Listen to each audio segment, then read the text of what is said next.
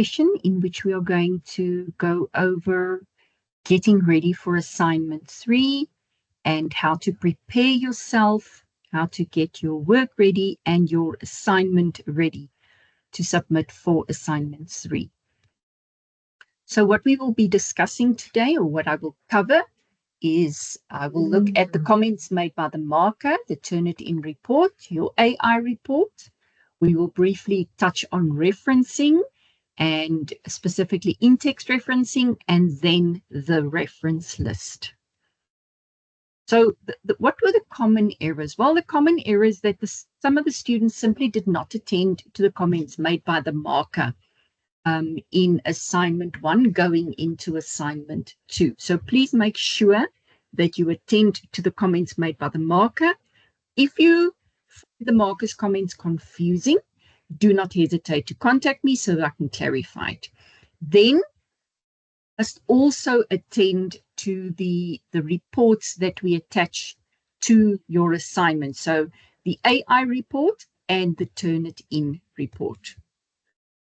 At this stage, you would have received 2 tutorial letters. Tutorial letter 101 that you are issued at the beginning of the year, and tutorial letter 201 that you are issued after assignment 2 has been submitted. So tutorial letter 101 tells you what to do and what to expect, and tutorial letter 201 tells you what you were supposed to do. So it contains the how were you supposed to do what you did.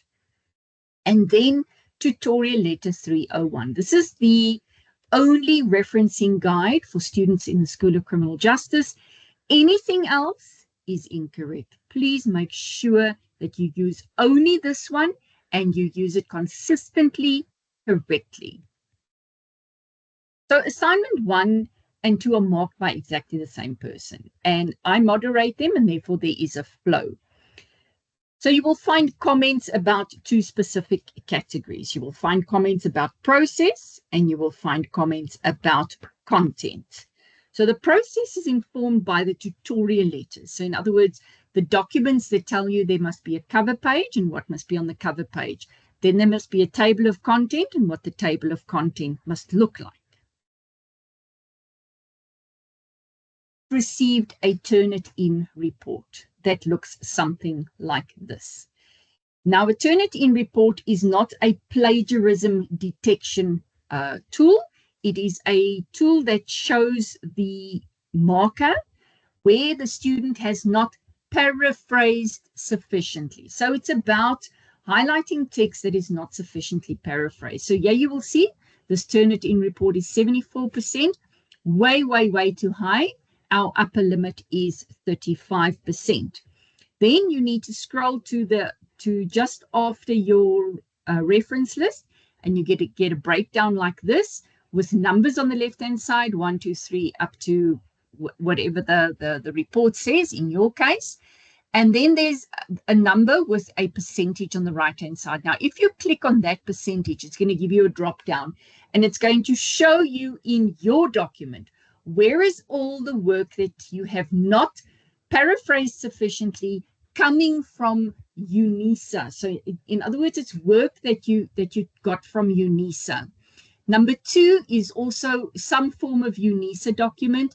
Number 3 is another internet-based document. So it tells you where the literature is. So if we take a look at this little number 1 on the left-hand side, let's go and take a look at what it looks like in the text. So there you have it in the text, number 1.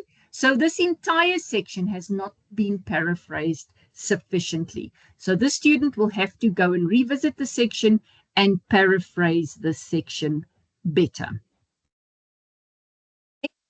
AI detection software, which runs parallel with the Turnitin. This one's score was 55%, which says likely AI-generated text from a large language model. So in other words, 55% of the text was generated by AI. This does not mean that the student used AI to edit. It was actually generated by AI. There is also a caution here. So we are trained how to analyze these reports. So what do I do then? This is what it looks like in the text. So this highlighted text here is text that the system says is likely to be generated by AI. So I compare these two reports. I compare the Turnitin report and the AI report, and I make an evaluation based on what I see there. Let's quickly consider the issue of the referencing. When we talk about relevant sources, what is a relevant source? So a relevant source is not older than 10 years. So in other words, anything from 2013 downwards is unacceptable in your assignment, unless you are explaining a chronological order of something. For example, in 1994, this happened, and then in 1997, that happened, and then in 1998, that happened. Just give me a moment quickly. I just need to attend to my dog that wants to leave my office.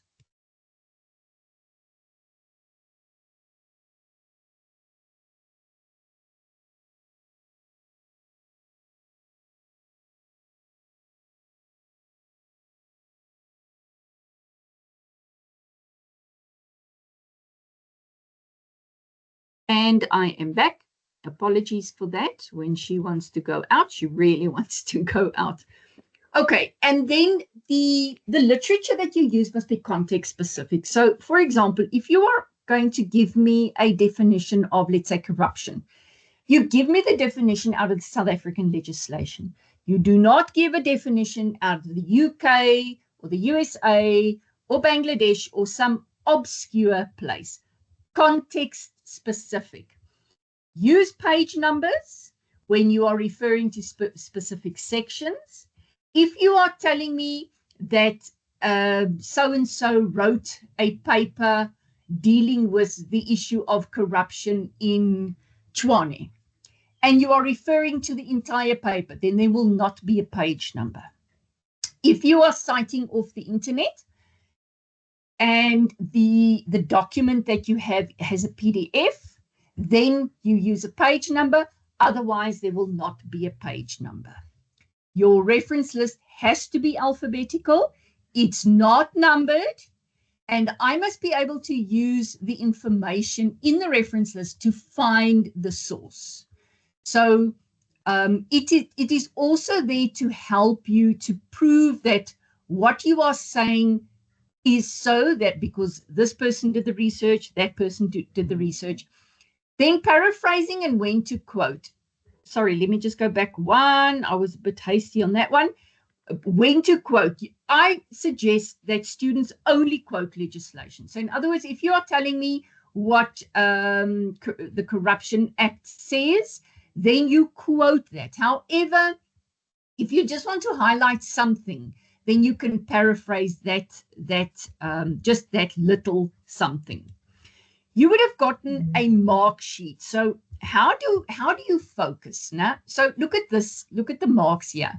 So for the front page and the table of content, 6 marks. This student did nothing. There was no cover page, there was no table of content, 6 marks down the drain. Key concepts, 5 marks. The person got a half a mark. Preliminary literature study, 8 marks. He got a half a mark.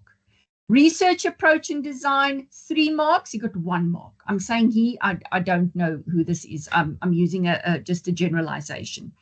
And so you can go and look, where do you focus on? Where must you address most of the comments? And you go see, what did the markers say? What did AI say, if it's relevant, and what did Turnitin say? You will see chapter 1 is half of the marks of your assignment. Give a lot of attention and a lot of work to chapter 1. It's very, very important. It weighs the most. Then this is part of chapter 2, where you get marks for integration, discussion, arguing, critical analysis. And there you can see the student did very poorly and really needs to pull up their socks here. Otherwise, there will really be no forward movement. So that is how you decipher your marking sheet. Then please, the reference list.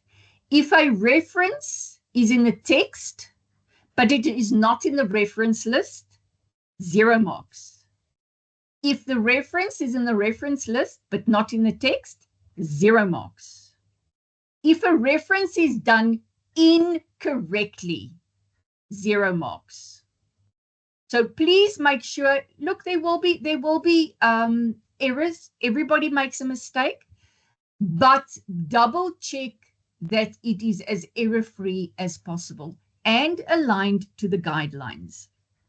So I want to quickly run through some styles in terms of how to list your references in the text. So if you have 2 references with the same date, you will have the first one as A and the second one as B. And then in the text, it'll be 2014A, for example, and 2014B.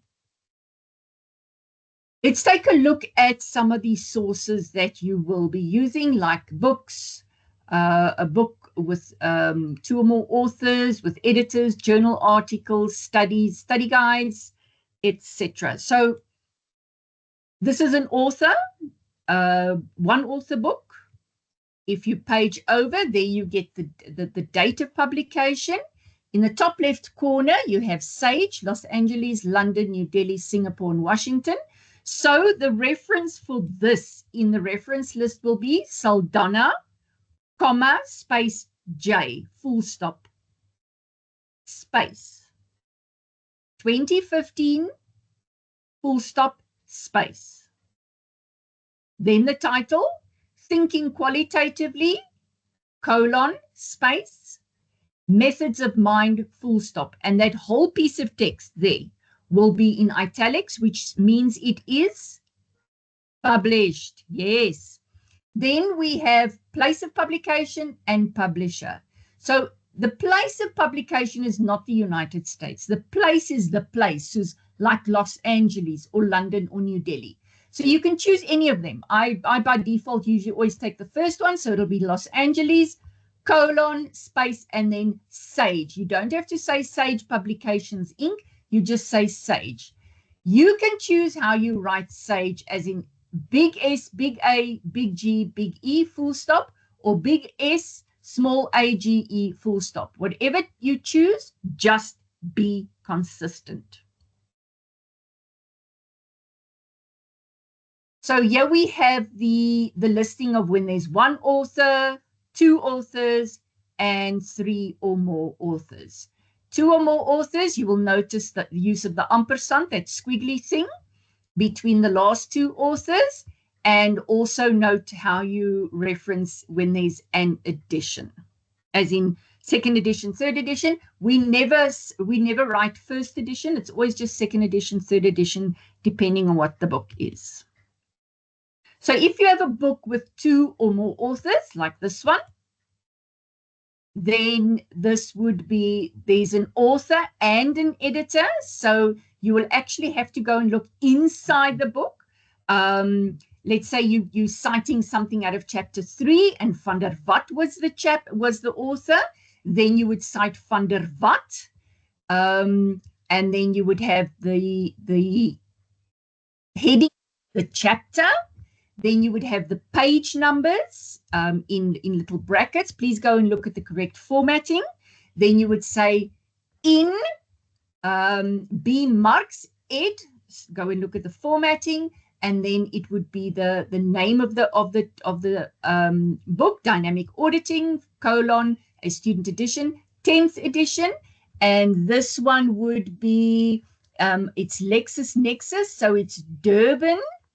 And it is LexisNexis who are publishers, and this publication would be 2011 publication.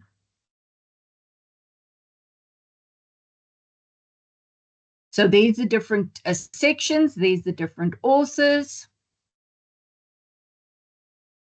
Okay, dissertation or thesis, the cover page would look like this, and you would list it like this in the reference list. Notice it is unpublished master's dissertation, name of the university, and the place. So although the dissertation is not published, the title should still be italicized. Then some of you use study guides, which is totally fine. How do you reference a study guide? There's all the information you need. And this is how you would reference it using the information that is in the study guide. This is a journal. So there are articles in a journal. On the left-hand side, you would have the editors. And on the right-hand side, you will have the articles with the authors, and then you would use that information to reference the article. Out of the journal, there's the specific article I want to reference, and then this is how it would be done. The name of the author, the initials, the date. You would notice that there is the heading of the paper they wrote, and the journal's name is in italics. Then the volume and number and the page numbers. Please note the formatting. There's no spaces and stuff between here. Okay, then you get other types of sources like on the internet. Please go and visit your tutorial letter. I have that tutorial letter next to me. I use it daily. Conference papers, also make sure that you know how to use that. Institutional authors, like, for example, the South African Institute of Race Relations or the Department of Correctional Services, for example, that is how you would reference them. And then just other tips for multiple authors, 2 or more authors. If there are 3 or more authors, you would first mention all the authors, and after that, you would use the et al. And there's the et al. Okay, so in essence, you need to follow the rules. And how do you follow the rules? By knowing the rules. It's as simple as that. I really hope that you found this little tutorial helpful and that you work slowly, you work methodically, and you double check your work before you submit it. I can only mark what you give me. If you do not pay attention to detail, you will lose marks, because at the M level, a lot of your work is about precision work. So whereas your argument could be not as perfect English as an editor would want it to be, if you apply the principles of the how, the headings, the spacing, the correct referencing, the style, then you are already more than halfway to success. So let's please give attention to our comments and make sure that I don't see any of you next year, that you all pass. I'm here if you need me to just give you quick guidance, quick help. Remember, 22nd of October, 5 o'clock the afternoon, the system closes. It's considered an exam. I cannot open the system for you. I cannot. If you have a problem, you contact me before the time. If you contact me 10 past 5 or 5 past 5, I can do nothing for you, because this is an exam and there are rules that have to be complied with. All of the best. I look forward to receiving your submissions and to marking them and to, yes, making sure that you guys get passes based on the good quality of your work. So have fun. And yes, I hope you're going to have a very productive weekend. Goodbye.